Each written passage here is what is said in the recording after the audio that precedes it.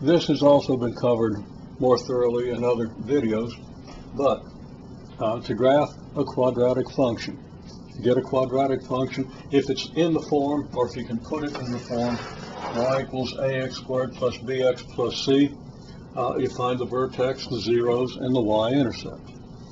How do you find the vertex, the zeros, and the y-intercept? Well, y-intercept, you substitute x equals 0, and you get c. And that's going to be y-intercept, 0, c. Vertex and zeros.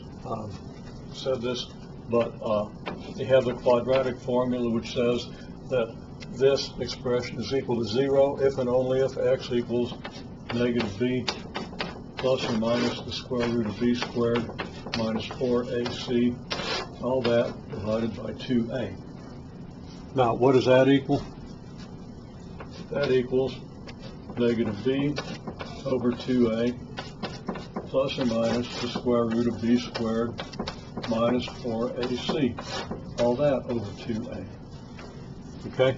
These are your zeros. You just plug in a, b, and c, you simplify this, and you have the zeros, which are the points where the function hits, where the graph hits the x-axis. So the zeros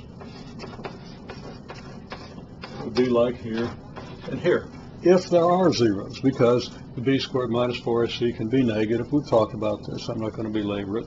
And if this expression under the square root is negative, you can't take the square root. You don't get a real number. So you don't get any zeros. Now, this negative b over 2a is halfway between this plus this and this minus this. So that the negative b over 2a is halfway between the zeros, which is handy to know. I don't think I hit the halfway very well. But this is the axis of symmetry. X equals negative b over 2a. And the vertex is going to be somewhere on this graph. So then we have the vertex is on the axis of symmetry. To get the y component of the vertex, you plug the x value into the function. I'm not going to write that down. Again, it's been done, it's been written down on a number of videos. And so if you have this form, you can find these things, and you can get this much information about your graph. It's going to be symmetric, and you're going to have 3 points, so you can sketch a pretty good approximation of the triangle. I got my low point a little bit too far to the left there, but you get the idea. Okay, better than that, we complete the square to get the thing into the form y equals a times x minus h squared plus k. And I'm not going to review completing the square here. You complete the square on the a x squared plus bx part. And once you do that, the center is going to end up being hk, and a is going to determine how fat or skinny the parabola is. It's going to determine, well, I'm not going to go into that. I've gone into that on other videos.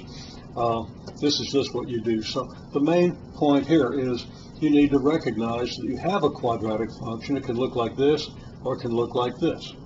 And then you're going to use whatever tools you need to construct its graph. You're not going to construct the graph by plugging in a bunch of points. That's not a graphing technique that we give credit for in this course, although you need to know how to do it. Okay, so there's your situation. And again, simple idea, quadratic function is going to either be in this form or some form that can be easily rearranged to one of these forms. And of course, you can rearrange from this form to this by completing the square if you want to use this technique. You could expand this square, multiply everything out, and get the function into this form if you want to use that technique.